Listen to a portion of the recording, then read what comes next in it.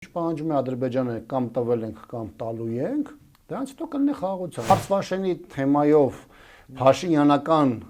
պնդումները մեր քաղաքացիների համար որևէ ձևով չեն կարող հիմնավորված լինել կամ չեն կարող որպես օբյեկտիվ իրականություն լինել։ Ադրբեջանը ամեն անգամ Հայաստանից նոր զիջում կորզելուց հետո առաջադրելու է նորը, Փաշինյանը որևէ ձևով չի կարողանում մարզել Արցախի հանձնումը, փորձում է այդ հակաարցախյան բառապաշարով որոշակի իր համար մոբիլիզացիա ապահովել ընտրական process-ներում։ Պարտվածների, դասալիկների, դավաճանների կառավարությունը Նիկոլը իր նիկոլությունն էր անում, որը մեր հանրության համար որևէ ձևով նորություն չէ։ Դուք մենակ ձեր ժողովրդին եք կարողանում կտանքների ենթարկել, տանել ազատությունից զրկել, վիրավորել, սպանել, անել, այն անել։ Այդ զորանդես ինչի համար է, ինչ են ցույց տալու բանալու, դուք էլ մասնակից եք։ Քարոզչությունն է։ Կբերեն ցուցադրական մասով դրոն ցույց կտան, պուշկա ցույց կտան, սակ ցույց կտան, դա է բանակը։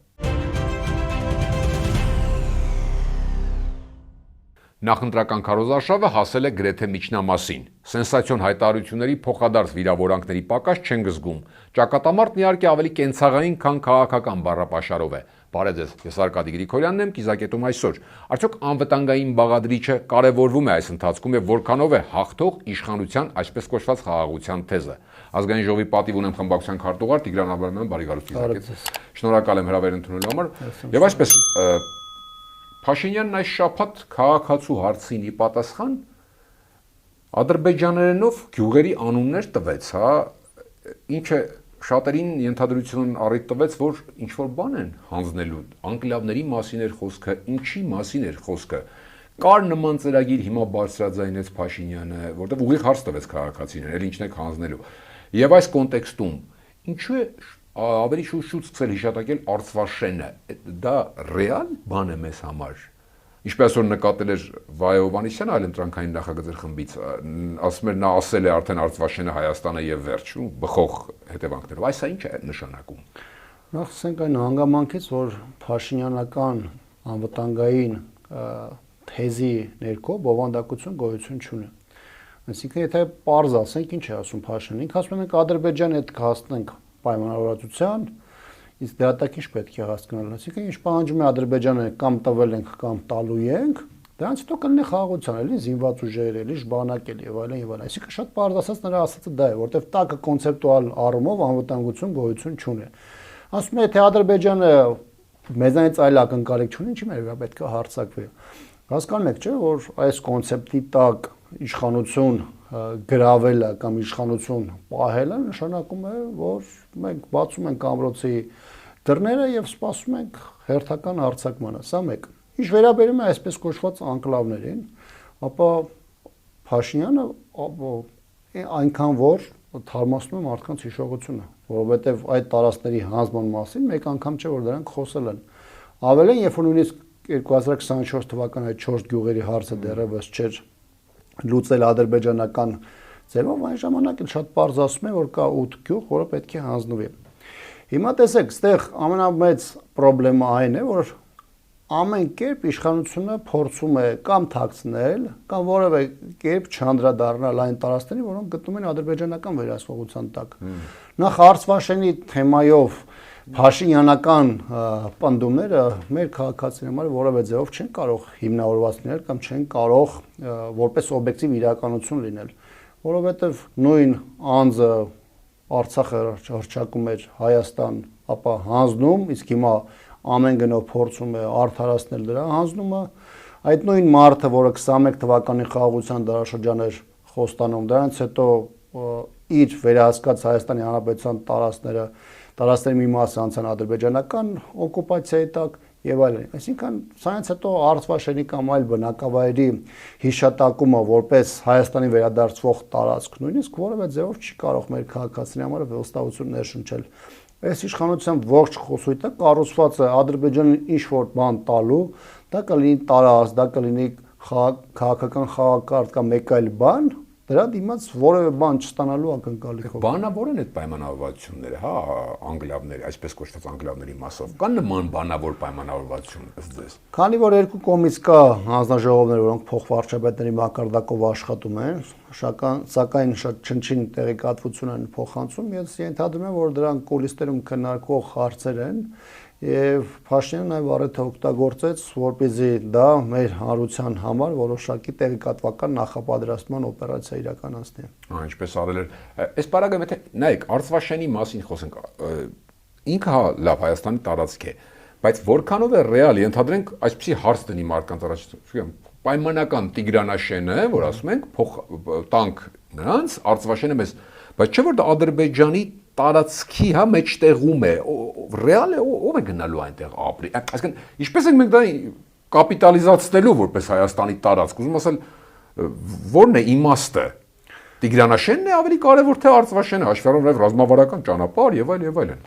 Նախ պրակտիկայում մի քանի տարբերակներ կան, որոնք անկլավների դեպքում աշխատում են։ Դրանք որոշակի ուղիների տրամադրման հարցն է, բայց այն տարածքները, որոնց մասին խոսում է Փաշինյանը, դրանք այստեղ այսպես կոչված անկլավի կարգավիճակ ունեն, այսինքն նույն խնդիրը դրանց հետ կապված կարող է առաջանալ։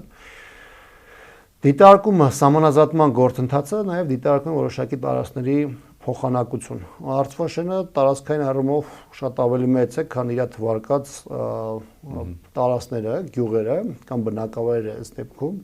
եւ միջև այս պահը պարզել չի, թե դրանք քննարկվում են բոլորի դիմաց վերադարձնելու, դրանք քննարկվում են փոխանակվելու, թե առասարակ այստեղ մենակ քննարկումը գնում է ադրբեջանական պահանջների մասին, որտեղ նույն 24 թվականին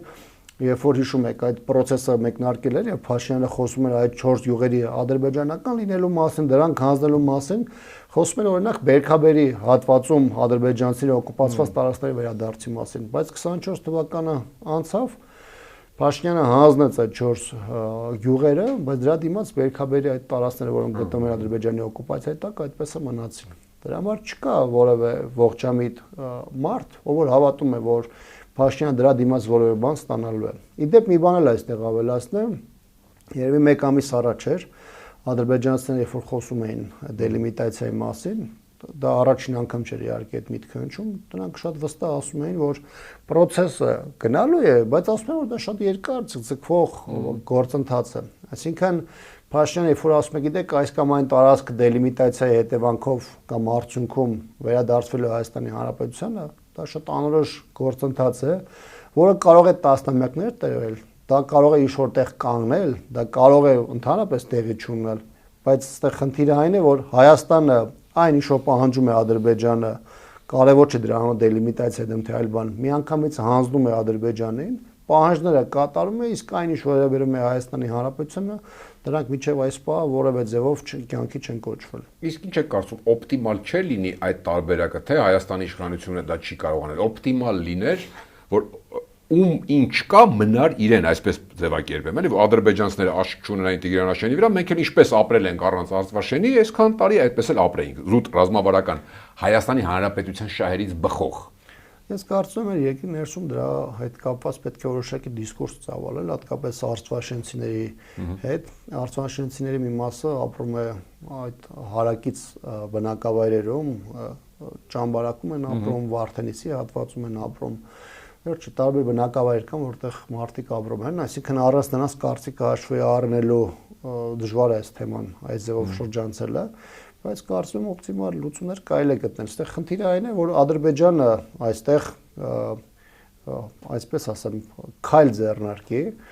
եւ պատրաստ լինի դրան գնալու, բայց իմ տպավորությամբ Ադրբեջանի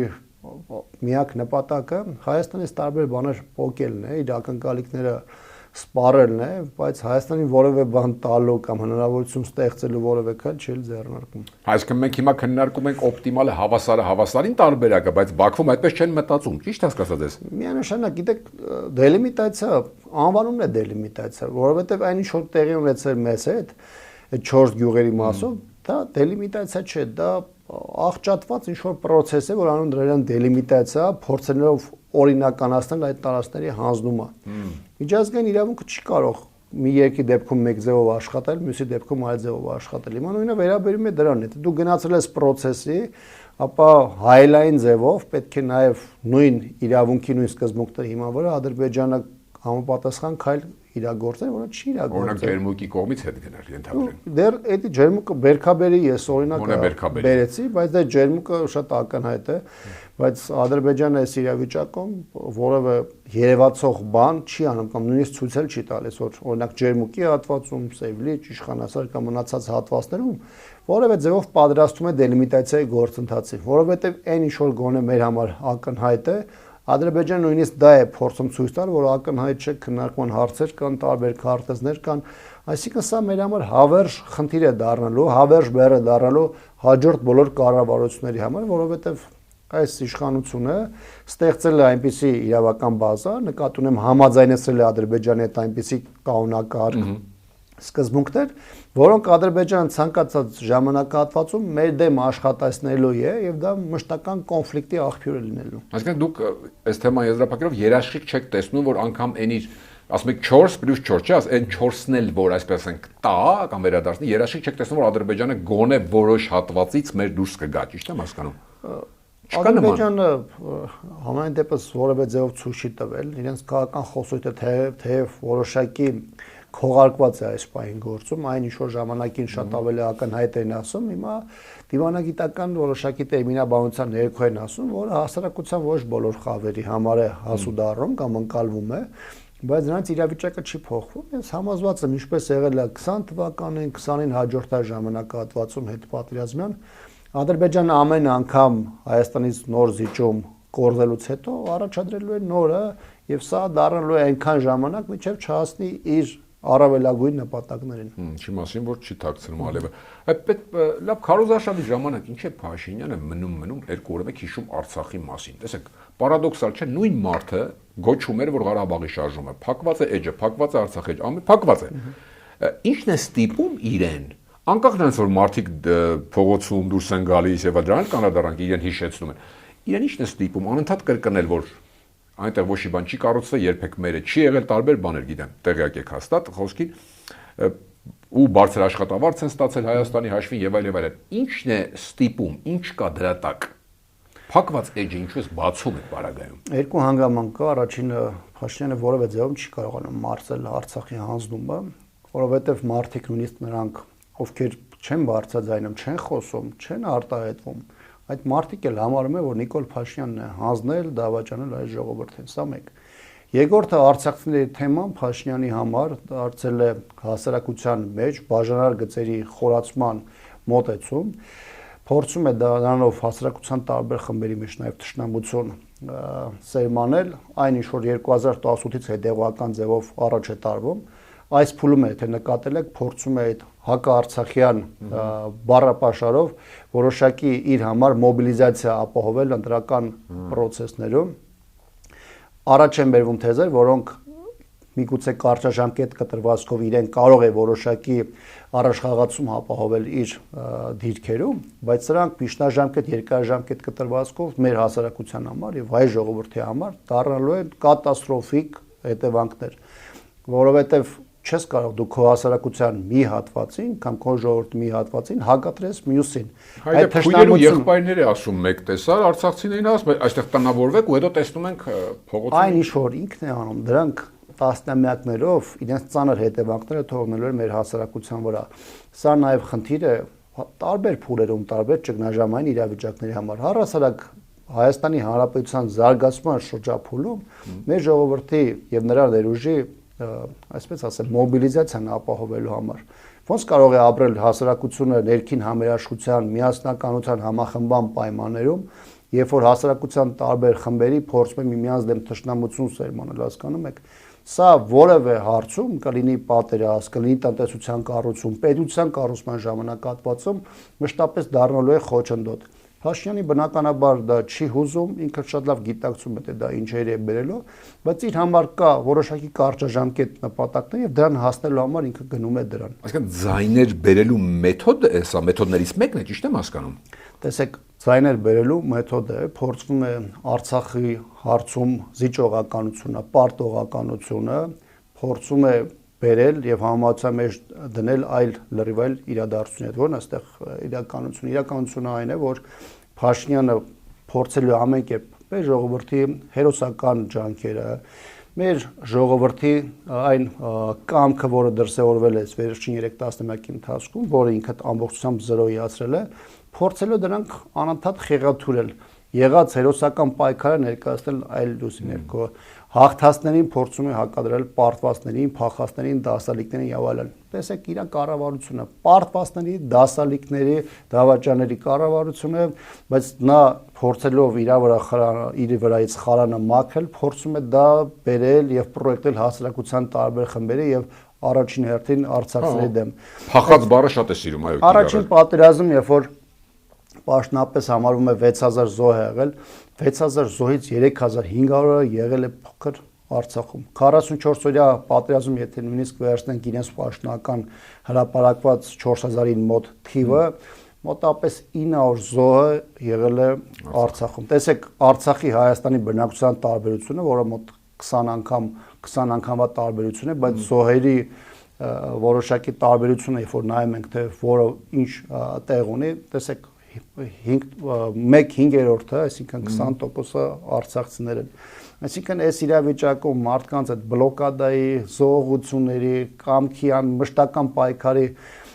կոնտեքստը մի կողմ դնել, մարդկանց անվանել պարտվածներ, դասալիկներ եւ այլն, հասկանում եք, սա ոչ միայն խոսում է այս մարդկանց բովանդակության բացակայության մասին, ոչ միայն խոսում է արժեզուրկ լինելու մասին, ոչ թե խոսում են դրա մասին, որ այս մարդիկ պարզապես մեկ բան են անում, թշնամություն են սերմանով սեփական ժողովրդի դեմ, սա ակնհայտ, նաև ես կարծում եմ հակաիրավական գործընթացի մաս է կազմում, որին բնականաբար այսօրվա պայմաններում իրավապահ մարմինները որևէ ձևով չեն արձագանքելու։ Զոհերի մասին մի ակնարկ շատ է շահարկվում այդ թվի մասին, ինքը անընդհատ մեղադրում են դիմությանը, իրենք մեղադրում են, որ այ ինչ եք ասում 5000 դրանով դիվիդենդ եք հավաքում, լավ, ենթադրենք իրենց ասած թիվն է։ Ինչն է խանգարում անուն ազգանունով հրապարակել 21-րդ դարն էլի 1915 թիվը չի։ Մարդիկ նախ իմանան, չունեն, չեն տիրապետում, չեն հրապարակում, թե հատուկ չեն հրապարակում, որտեղ իրականում այդքան չէ, ավելի շատ է։ Ինչն է իրենց թող հրապարակեն, դուրն էլ փակեն այդ ամեն ինչի։ Գիտեք, հիմա եթե ցանկը հրապարակեն, այն մարդկանց ընտանիքի անդամները, որոնք այդ ցանկում չեն գտնելու իրենց հարազատներին, վաղ ասելու են, որ գիտեք, ձեր հրապարակած թվի մեջ այս մարդը չկա, այն մեկը չկա, մյուսը չկա եւ այլն, եւ սա բնականաբար նոր պայթյուն է դառնալու այս մեր իրականության մեջ։ Երկրորդը կան որոշակի խնդիրներ, որոնք վերջին շրջանում հատկապես ընդգծված են։ Փաշինյանը ամեն ինչ անում է, որպեսզի Արցախի հետ կապված թեմաները անընդհատ փակվեն, մարդկանց հերոսական պայքարը, այն ինչ որ արտահայտվել է նույնիսկ պարտված պատերազմի պայմաններում, որևէ ձևով չդրսևորվեն, այսինքն կեղծ այդ խաղաղասիրական թեզերը, որոնք անընդհատ զարգացում են, դրանով իսկ նաև փակվում է այն մարդկանց նահատակությունները, այն մարդկանց հերոսական ջանքերը, որոնք տեղի են ունեցել։ Նիկոլ Փաշինյանը չի կարա այս ամեն ինչի պայմաններում իր իշխանությունը երկարաձգել, որտեղ մի կողմից կա իրական փախուստի դիմացներ, այդ իրավիճակում մեր ժողովրդի մեր մենակ թողած իշխանություն եւ իր նեղ քաղաքական խմբակ, մյուս կողմից կան 3 տասնամյակի նահատակություններ հանուն ազատության, հանուն անկախության եւ որի պայմաններում Նիկոլ Փաշինյանը որևէ պայմանում չի կարող կոմֆորտ զգալ։ Փակելով այդ էջը փորձում է իրեն մի կողմ դնել այդ իրավիճակից մաքրել իր ճակատի վրայի խարանը, որը ես կարծում եմ որևէ պայմաններում չի ստացվելու։ Պարոն, տեսեք, ասեք պարտվելու, հաղթելու մասով, օրինակ ամեն օր գրեթե քաղաքացիներ են դուրս գալիս քարոզարշավի ժամանակ Փաշինյանի դեմ եւ ուղիղ մեղադրանքներ են հնչեցնում։ Վերջինը եղավ այսօր, մի կին էր ասում է դուք մեր հայրենիքն եք գողացել, երիտասարդ ծերունդ եք ոչացել եւ այլն։ Հատկապես այսօրվանը մեղմ ասած էմոցիոնալ էր, անցավ ուղիղ վիրավորանքների, հա, համեմատեց նախկին նախագահների հետ այդ կնոջը, չեմ կարող օգտագործել բառերը, ինձ թույլ չեմ տա ինչ բառերով ասած հենց այդ կնոջը, ոչ միայն նախագահան, դե նախկին ասում է բոլորին մնացածին, հա, նաև այս պայն ընտրությունների մասնակցողներին։ Սա ինչի մասին է վկայում։ Զգում է, որ ճշմարտությունն են ասում, թե ինքը համար որ դա սուտ է, դրանից կորստում է ինքնատիրապետումը, թե ինչ թե զգում է, որ հեշտ չի լինելու ընտրվելը կամ արդեն չի ընտրվելու, կամ տվյալներ ունի արդեն, որ այդքան էլ լավ չի վիճակը տոկոսային առումով։ Ինչն է սրա հիմքում։ Նախ ասեմ, որ Նիկոլը իր նիկոլությունն էր անում, որը մեր հանրության համար որևէ ձևով նորություն չէր, շատ ավելի գարշել էր իր այդ կանգնած անձանց, հատկապես առողջապահության կին նախարարի պահվածքը, որը իր գլխով, տարբեր ժեստիկուլյացիաներով, էմոցիաներով քաջալերում էր Փաշինյանի այդ բառապաշարը, ու դա արվում էր կնոջ նկատմամբ։ Ընդ որում, այդ կնոջ եղբայրը բուժծառայության սպա էր, ով իր խնդիրը կատարելիս անետ կորել է, հասկանում եք, ես այդ դրվագը շատ լավ գիտեմ, թե ինչ է տեղ ունեցել։ Բուժծառայության փոխգնդապետ է իր եղբայրը, եղել է Հադրութի դիվիզիայի բուժծառայության պետը, որի անհետ կորելու հանգամանքը կապված է թեժ մարտական գծից վիրավորներ դուրս բերելու հետ, հասկանում եք։ Այսինքն մի կողմից ունենք այդ կերպարը, այդ կնոջ կերպարում եղբայրը ըստ էության հերոսական ճանապարհ է անցել, եւ ունենք սրանց, որոնք միայն կապիտուլյացիա են ստորագրել, հողեր են հանձնել, սեփական ժողովրդի դեմ թշնամական գործողություն են իրականացրել, եւ այս իրավիճակում հասկանում եք անել մի բան, որը ակնհայտ է եղել, այսինքն այդ հերոսական էջը կտրել, կնոջ դեմ գործողություններով այդ շատ ցածրորակ այդ խոսույթը անտեսել պարզապես որևէ ձևով չի լինի։ Այն մարդիկ, ովքեր այսօր Փաշինյանի քաղաքական թիմում են, կապ չունի, այդ պահին նրան ուղեկցել են, դա լսել են, չեն լսել, ամբողջական պատասխանատվություն են կրում մեր ժողովրդի դեմ իրականացվող այս հանցագործությունների դեմ։ Իսկ այդ բառապաշարը, որը օգտագործում է, ես չգիտեմ, նույնիսկ իմաստ ունի ասելը, որ դա ոչ հարիր է քաղաքական գործին, ոչ հարիր է պետության ղեկավարի կարգավիճակ ունեցող մարդիկ պարզապես պետք է մերժեն Նիկոլին եւ Նիկոլա նմաններին, դրանց սաղին ուղարկեն պատմության աղբարկը եւ պարզապես ձերբազատվեն այդպիսի որակի իշխանություններ։ Չէ՞ կարող ասել կներեք, հա, ինչ որ բաներ սխալներ եմ թույլ տվել եւ այլն, կներեք ու անցներ առաջ։ Ինչու, ինչն է դրա տակ, էլի եմ ուզում կրկնել հարցը, ինչ որ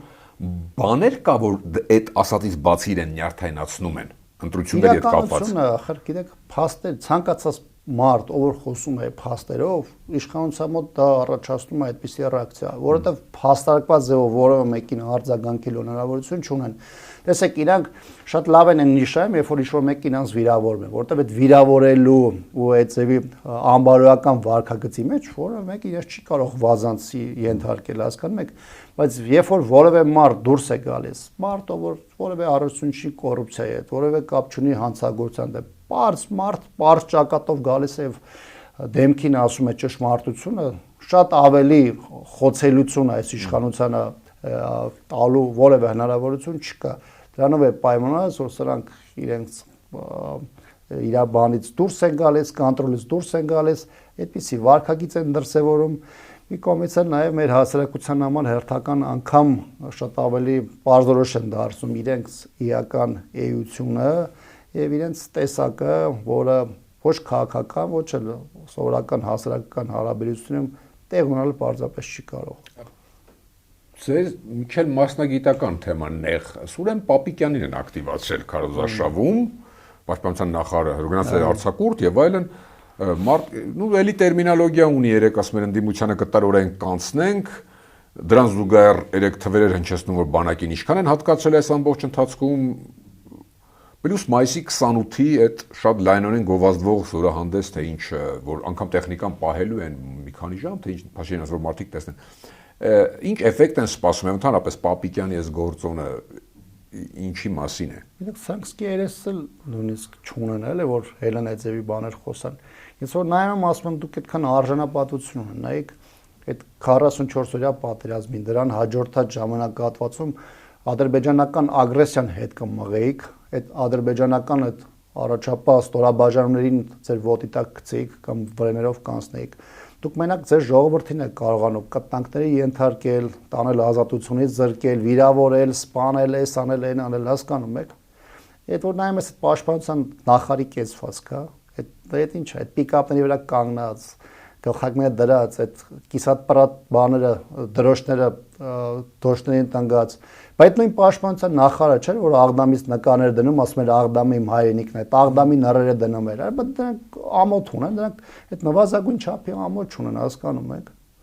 Դրանց հետ ինչ կա քննարկել։ Դրանք մեր երկիրը պահպանող են, մեր երկրի անվտանգությունը ապահովող են։ Ամոթալի պահված կա։ Ասում են կտեսնեք, չէ, ասում են կտեսնեք ամսի 28-ին ինչպես ենք ապահովում այս պահին, ինչ ենք տեսնելու ըստ ձեզ։ Հասկանում եք, մինչև էդ էլ են ցույց տալիս։ Նույն 2020 թվականին հիշում եք հուլիսյան մարտական գործողությունից հետո Սարդարապատում մի հատ ինչ ռազմահայրենասիրական մեծ միջոցառում կազմակերպեցին։ Փաշինյանը խոսում էր տարածաշրջանում ամենամարտունակ բանակի մասին, խոսում էր մեր զինծառայողների ուժի մասին, բանակի մասին եւ այլն։ 44-օրյա պատերազմին ամբողջը տապալեցին, այս երկիրը տարան պարտության, զոհերի, նահատակությունների, հետո էլ ասին դե մենք բանակ չենք ունեցել։ Հիմա նույնն էլ անելու են, վաղը կանգնելու են, Աստված մի արած է, պատերազմը լի, պարտությունը լի, ասել գիտեք, սա չօգնեց, նա չօգնեց, ադրբեջանցիներին սրանք օգնեցին։ Սրանք որևէ բան չեն անում անվտանգություն կառուցելու համար։ Սրանք ամենօրյա ռեժիմով նստում են եւ իրենց համար կեղծ հիմնավորումներ են փնտրում արդարացնելու հերթական պարտությունը, հերթական զիջումները կամ հերթական պրավալները մեր իրականության մեջ, որ ոլորտում էլ կլինի։ Այդ զորանդես ինչի համար է, ինչ են ցույց տալու բանալու, դուք էլ մասնակից եք։ Քարոզչություն է։ Ռեալ, ռեալ զենք։ Տեսեք, այն ինչի մասին մենք կարող ենք մասնագիտորեն ժամերով խոսել, դա հասարակության մի մասի համար կամ հետաքրքիր չի լինելու, կամ էլ մասնագիտական առումով հասկանալի չի լինելու։ Հասարակության համար ոնց էր 2019 համար բոլորը ասում են, ահա, սու 30-ներ են գնել։ Ով հասցնում էր, ելնում էր այդ բորտի վրա սելֆիներ էր անում։ Օրվա ընթացքում եկե տեսնում ես այդ սուերը երկնքով գնում էին ու իրանք ցույց էին տալի իրենց փառապանց վիճակը, հլասում են չշշկռեք մեզ որպես գերագույն գլխավոր հրամանատարի հետ իր այդ մի քանի անմեղսունակները եւ այլն, բայց ինչ տեղի ունեցավ։ Բոլորը մոռացան սուերի մասին, բոլորը մոռացան թե Փաշինյանը ոնց էր գովում հայկական բանակը,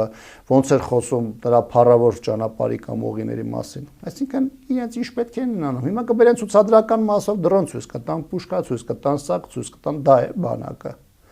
Հիմա նայում ես լիքը բանակներ կան, 10 անգամ շատ բան ունեն, զինանոց ունեն, կանգնածա։ Կարող է պատերազմը չսկսել, դու արդեն քո պարտությունը ապահոված ես, հասկանում եք։ Պետք է աշխատողը լինի, այդ պետքա մարտի բերողը լինի, պետք է ղեկավարողը լինի, ովքեր են ղեկավարողները, Պապիկյանն է ղեկավարողը, Փաշինյանն է ղեկավարողը, այդ գլխավոր շտաբի այդ բանն է, շտաբի պետն է ղեկավարողը, որ ջերմուկի դեպքում հիշում եք, ասում է սա սոված է մնալու հետ գնան 4 տարի անցել։ Այսինքն դրանք են կառավարողները։ Հիմա դրանց տակ ուզում ես բեր 6-րդ բանի սերնդի զինատեսակ, դե ինչ ուզում ես դիր, իրանք իրանցից չեն փոխվելու, ոնց մնացել են, տենց էլ լինելու են։ Որ կացայի մեջ դնում ես ակաժները առանց էփելու ամանամ, հիմա դրանք այդ կարգավիճակով են։ Լավ, վերջում դե տեսեք, ասում եք, սա նախընտրական քարոզչության նպատակ ունի, կոնկրետ զորահանդեսը, դա 1,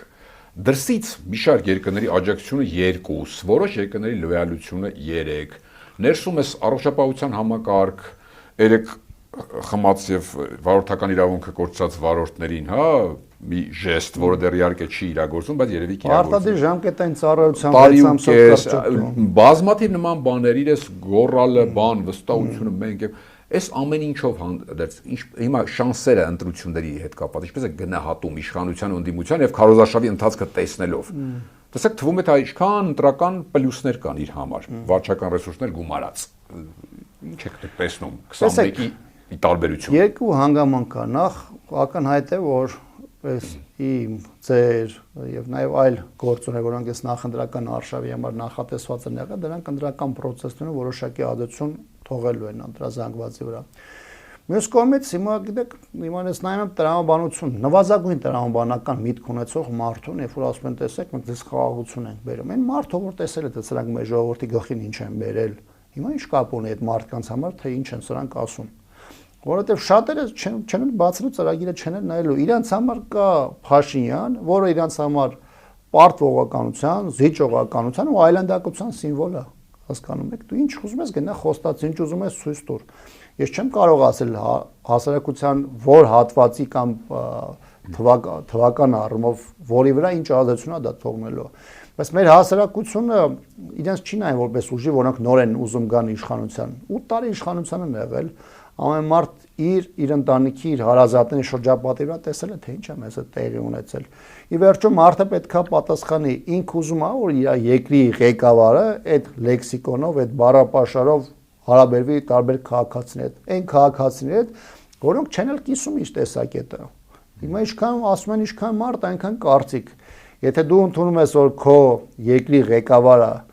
որ պահին դու իր հետ տեսակետ չկիսես, քո հետ այդպես է խոսալու, քեզ ազատությունից զրկելու է կամ խոշտանգումների է ենթարկելու իր տարբեր ծառայությունների միջոցով, դու էջևի մարդու գնալու ես եւ ձայն ես տալու։ Միգուցե դու այսօր իր հետ ունես նույն մոտեցումները, բայց պետք է հասկանաս, որ հաջորդ պահին, եթե փոխվեց այդ քո մոտեցումները, ապա քո անվտանգությունն ու կյանքը այս երկրում լինելու է վտանգված։ Այսինքն դա է կարևոր անվտանգությունը, թե անվտանգությունը կհաղթի, թե օրինակ անվճար վիրահատվելը, դա պայմանական եմ ասում։ Ուզում ասեմ, որը կհաղթի այս ընտրություններում։ Չեմ կարող ասել։ Ես տեսնում եմ մարդկանց, որոնց համար շատ հստակ է այն ինչ որ ես եմ խոսում, ես նաև հանդիպում եմ մարդկանց, որոնց համար առաջնային են այնպիսի թեմաներ, որոնք որևէ վերլուծության մեջ չեն տեղավորվում։ Դրա համար իմ համար շատ դժվար է ասել ի վերջո որն է հաղթելու,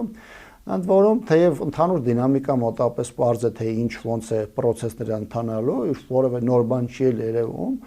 բայց դեռ չգիտենք մինչև հունիսի 7-ը ինչ տեղի կունենա երկրում, առաջ կգան այնպիսի մոտեցումներ կամ իրադրություններ, որոնք բեկում կմցնեն շատ դժվար է այս բանը իմ համար ասելու։ Գա օրա կտեսնենք։ Եվ ընդդիմության շանսերը ինչպես է գնահատում հավաքական, քանի ուժը ձեզ մոտարապես կանցնի եւ իրար գումարելով այդ հաղթելու տարբերակը կա թե չկա, թե դա միակ տարբերակն է։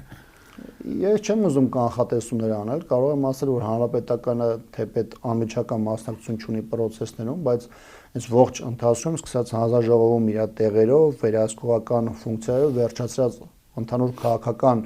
տեղեկատվական քարոզությամբ իր ողջ ջանքերն է դնելու հավաքական ընդդիմության հաջողության համար։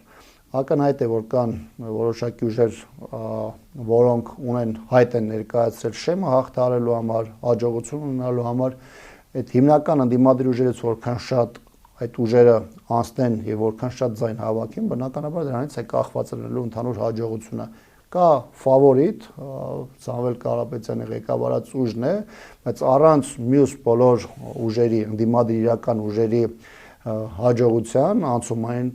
անցողիկ շեմը հաղթահարելու եւ հնարավորինս շատ ձայներ հավաքելու, բնականաբար հաջողություն ապահովել հնարավոր չի լինելու։ Իսկ այդ ուժերի մեջ կարճ պատասխան եմ ակնկալում։ Տեսնում եք կամք հետո փողոցով քվեներին տեր կանգնելու, եթե այդպես զարգանան հետընտրական իրավիճակը, հետընտրական զարգացումներ լինեն կամ առիթ լինի։ Եթե կան մարդիկ, որոնք եղել են 20 թվականին, 20 թվականից հետո փողոցում, նրանք տարբեր դաշինքներով ընդգրկված են եւ հնարավորություն ու պոտենցիալ տեսնում եմ։ Թե ինչ կլինի հունիսի 7-ից հետո չեմ ուզում կանխատեսել։ Շատ շնորհակալ եմ։ Շնորհակալություն։ Հիշեցնեմ, կիզակետում այսօր ազգային ժողովի պատիվ ունեմ խմբակցության քարտուղար Տիգրան Աբրահամյանն էր, կիզակետի թողարկումներն ուշադրել տեսանյութեր դիտելու համար առաջարկում եմ բաժանորդագրվել մեր YouTube-յան ալիքին։ Կհանդիպենք։